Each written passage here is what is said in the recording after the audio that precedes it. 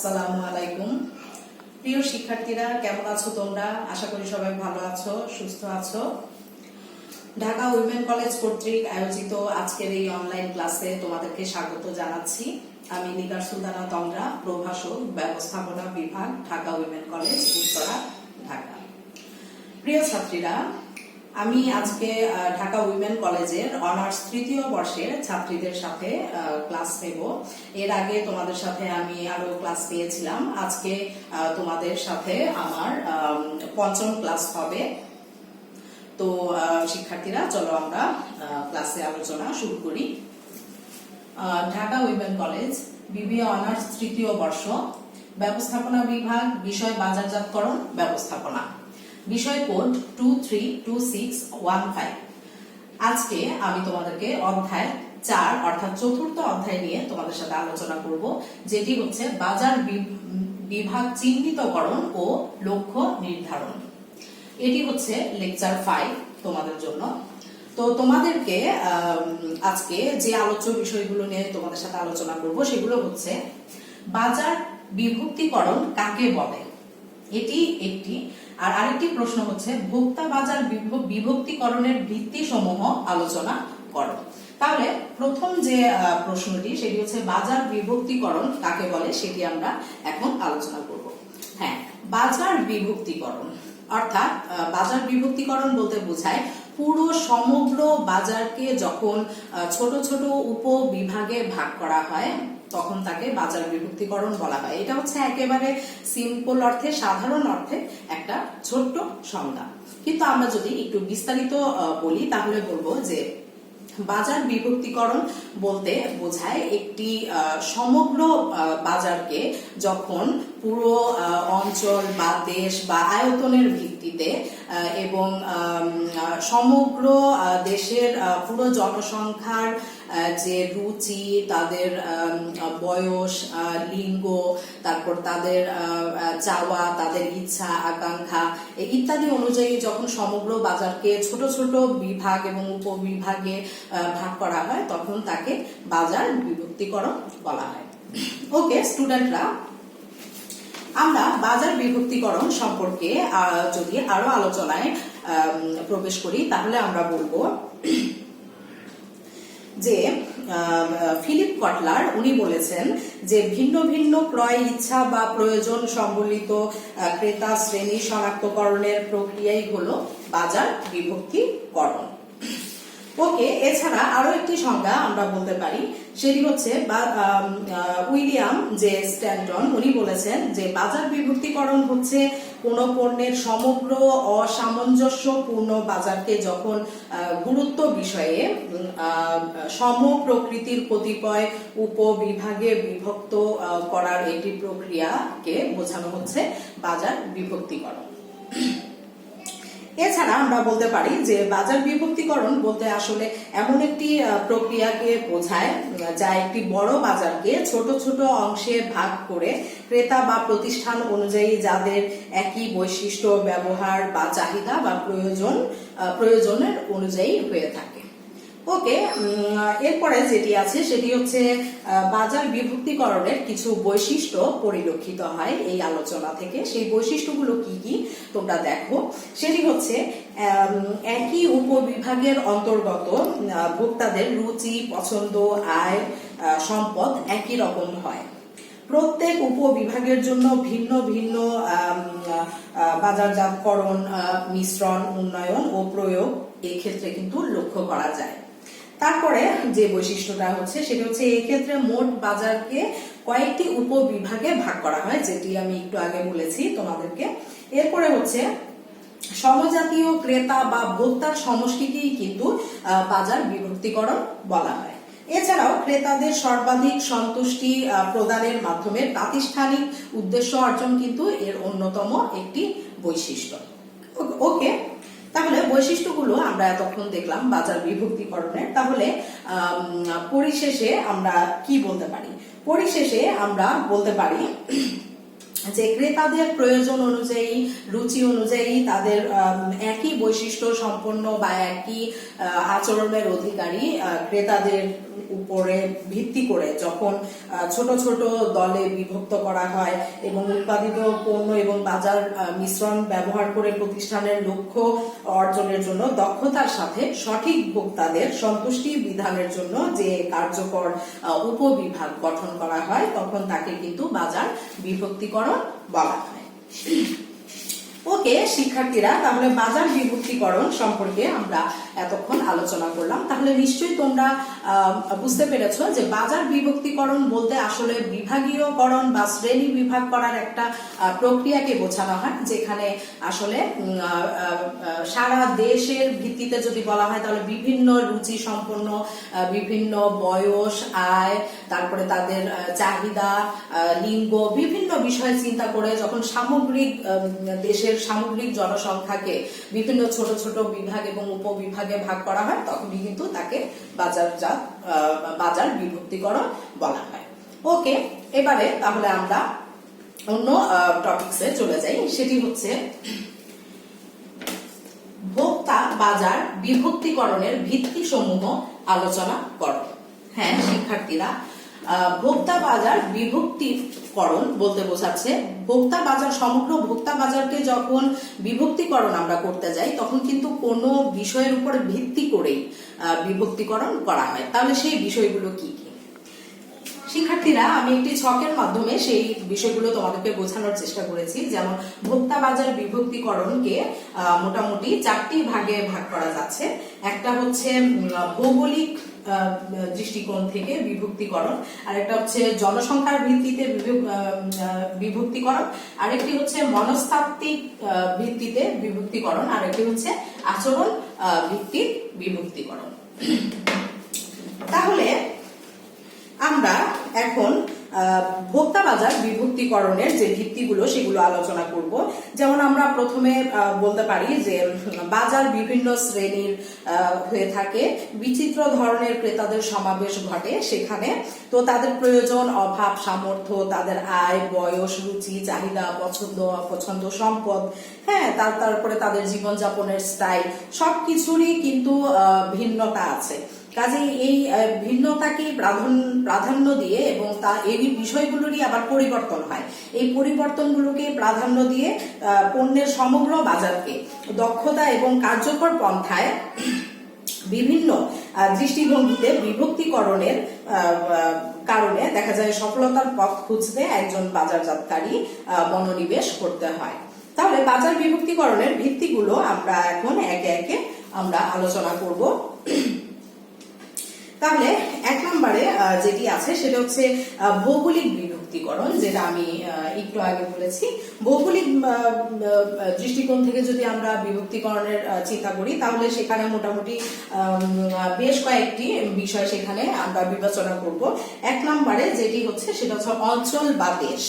অর্থাৎ অঞ্চল বা দেশ যদি আমরা চিন্তা করি তাহলে বিভাগীয়করণটা কিভাবে হবে সেটা হচ্ছে ভৌগোলিকতার পরিপ্রেক্ষিতে দেখা যায় যে সকল দেশ, অঞ্চল, জেলা, শহর, গ্রামের জনগণের মন মানসিকতা, ক্রয় ক্ষমতা, দৃষ্টিভঙ্গি কিন্তু একরকম হয় না, ভিন্ন হয়।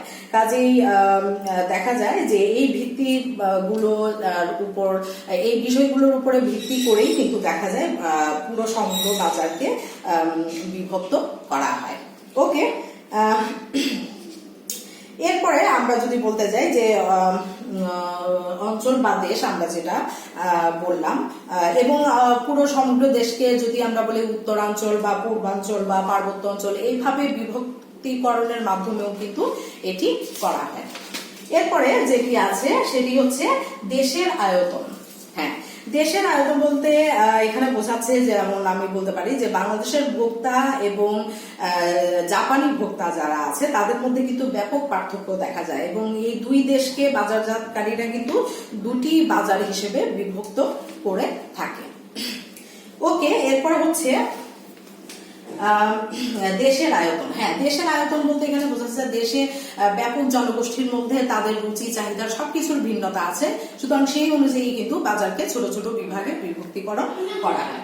এরপরে হচ্ছে শহরের আয়তন। হ্যাঁ, শহরের আয়তন যদি আমরা চিন্তা করি তাহলে বলবো শহরের জনগণের মধ্যে কোম্পানির পণ্য সামগ্রী ক্রয়ের ভিন্নতা থাকাটাই কিন্তু স্বাভাবিক, ঠিক আছে। এখন শহরের আয়তন অনুসারে বাজার বিভক্তিকরণ করে সফলতা আনয়নে প্রচেষ্টা কিন্তু চালানো হয়। এরপরে যেটা আছে সেটা হচ্ছে ঘনত্ব। হ্যাঁ, ঘনত্ব সেটি হচ্ছে জনসংখ্যার ঘনত্বের ভিত্তিতে শহর উপশহর প্রভৃতি ভাগে বাজারকে কিন্তু বিভক্ত করা হয়। পোশাক, তারপরে ক্রয় অভ্যাস প্রভৃতি বিষয়ে শহর ও গ্রামের মানুষের মধ্যে কিন্তু অনেক বেশি পার্থক্য লক্ষ্য করা যায়।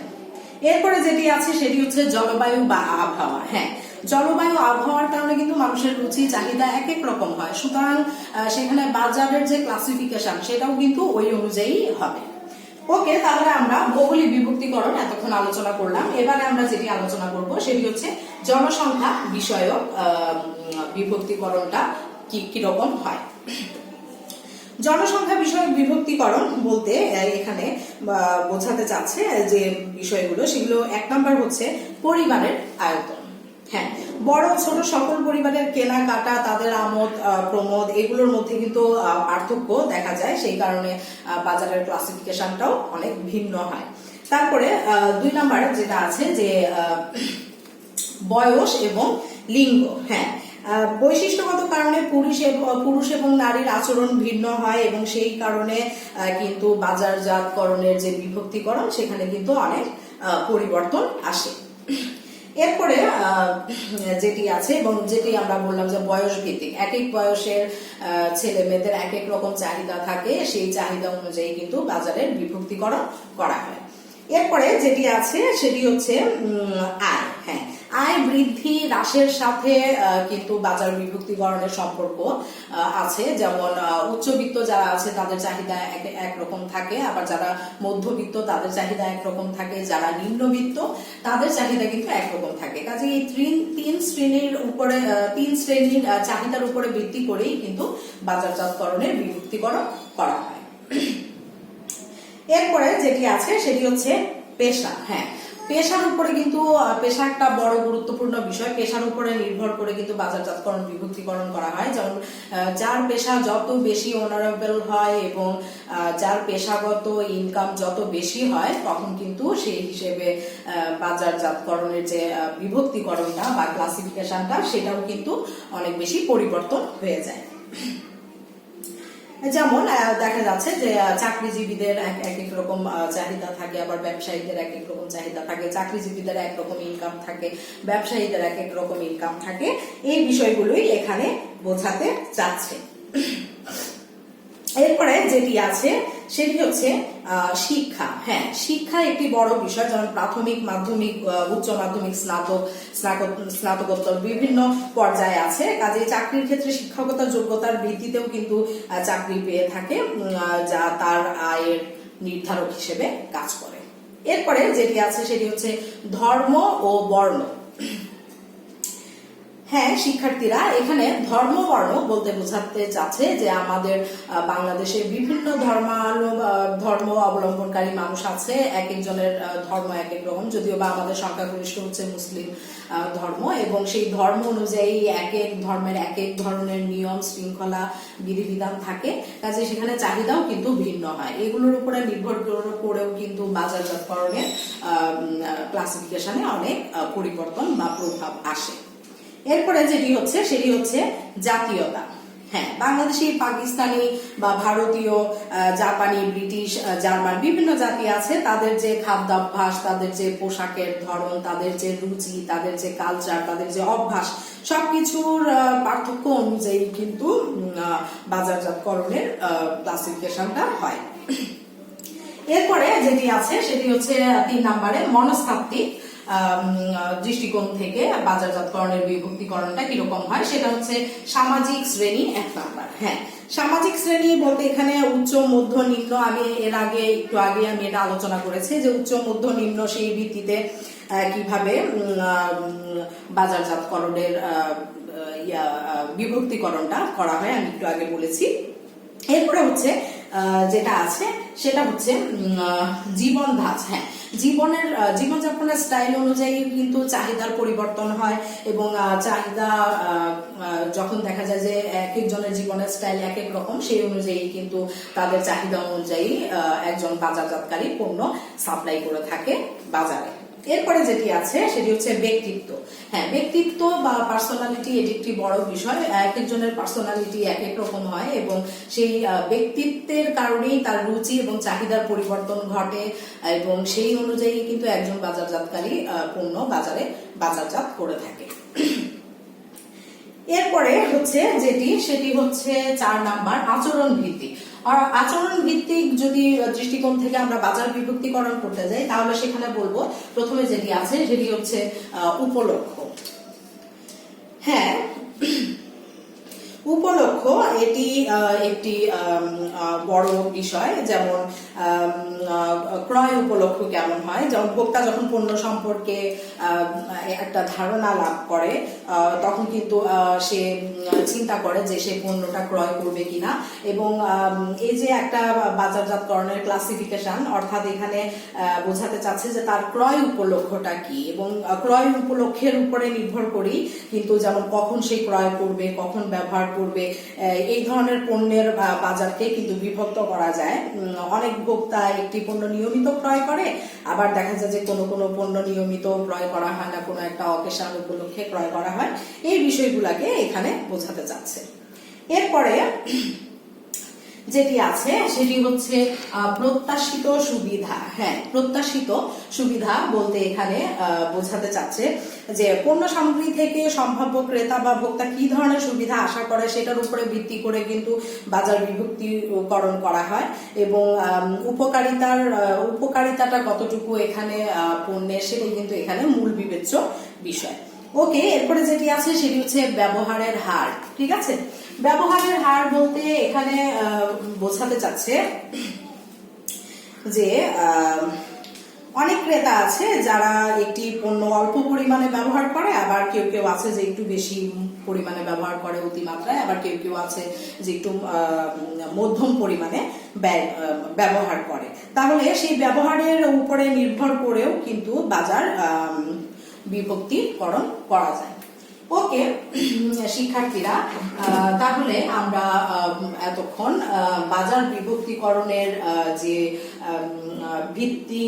বিভক্তিকরণের যে ভিত্তিগুলো, মূল ভিত্তিগুলো, সেগুলো আমরা এখন এতক্ষণ আলোচনা করলাম, এবং আমি বলতে পারি যে আশা করি এই আলোচনা থেকে তোমরা বুঝতে পেরেছো।